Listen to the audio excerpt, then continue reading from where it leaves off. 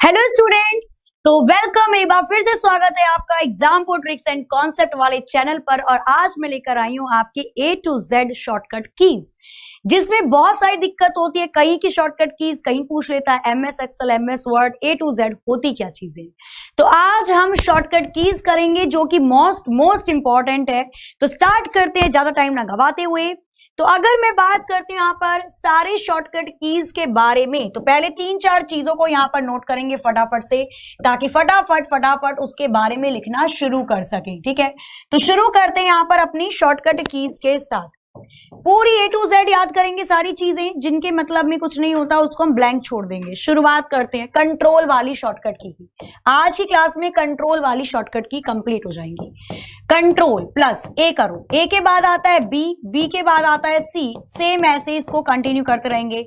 E हो जाएगा, F हो जाएगा, G हो जाएगा। क्लियर है?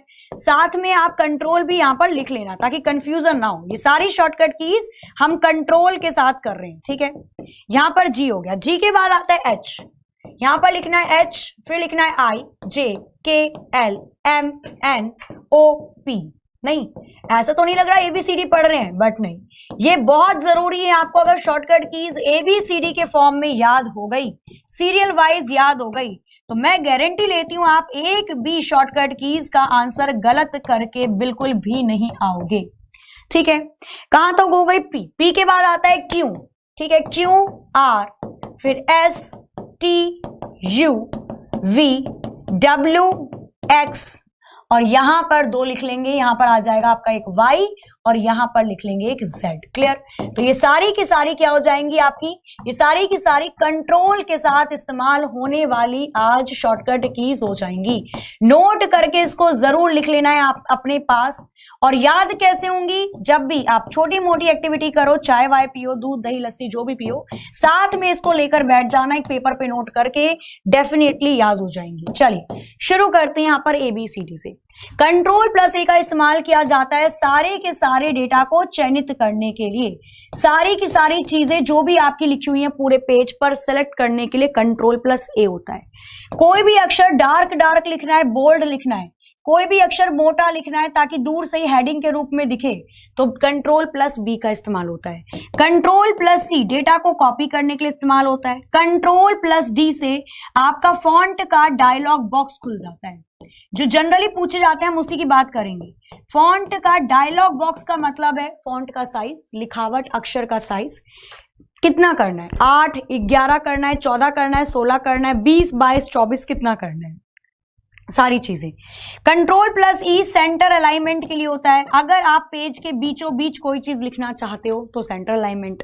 कंट्रोल प्लस F का इस्तेमाल फाइंड करने के लिए किया जाता है। अगर कोई डेटा आप ढूंढ रहे हो, कोई अक्षर, तो कंट्रोल प्लस F से मिलेगा। Control plus G go to, किसी स्पेशल अक्षर पर पहुंचने के लिए कंट्रोल प्लस G होता है। कंट्रोल प्लस H रीनेम के लिए किया जाता है।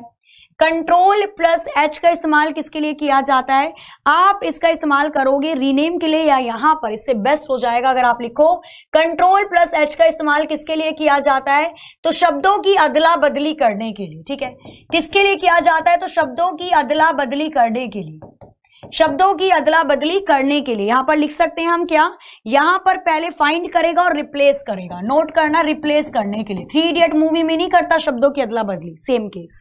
कंट्रोल प्लस I, अगर कोई अक्षर आपको इटैलिक लिखना है, तिरछा लिखना है।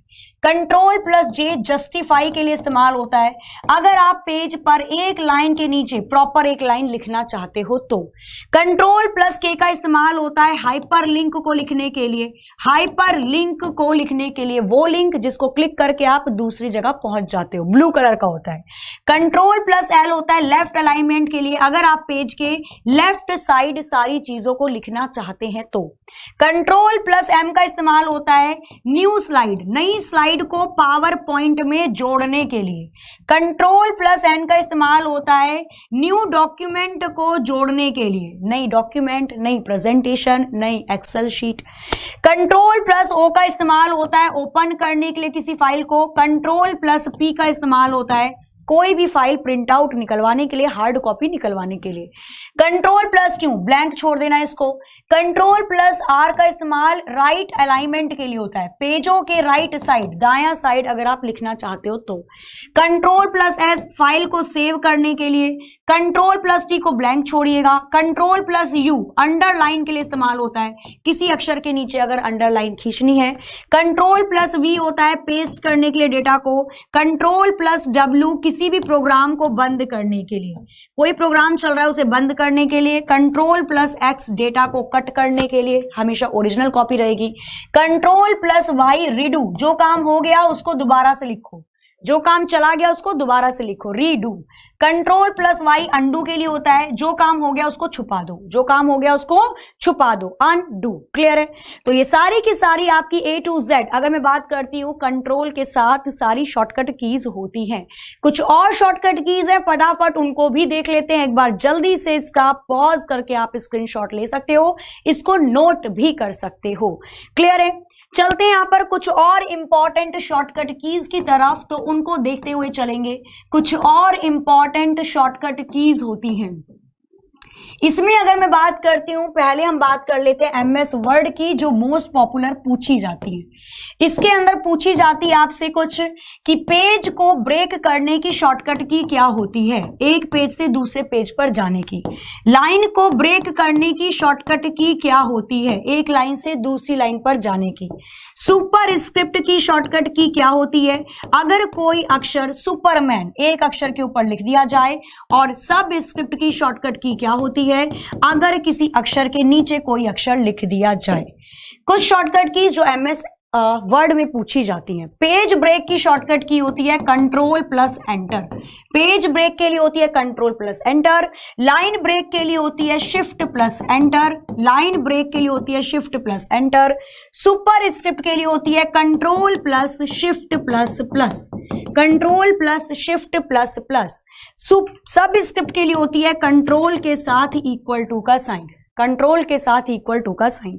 एक दो और देखेंगे यहाँ पर, एमएस वर्ड की बात कर रहे हैं। एमएस वर्ड में दो और चीजें पूछ लेता है। एमएस वर्ड की अगर मैं और शॉर्टकट कीज के बारे में बात करती हूँ, एमएस वर्ड की बात कर रहे हैं अभी हम, इसमें और पूछ लेता है अगर फॉन्ट का साइज, अगर जो भी आपने लिखा है अक्षर के साइज को इंक्रीज करना है, अगर अक्षर के आकार को बढ़ाना है, इंक्रीज करना है।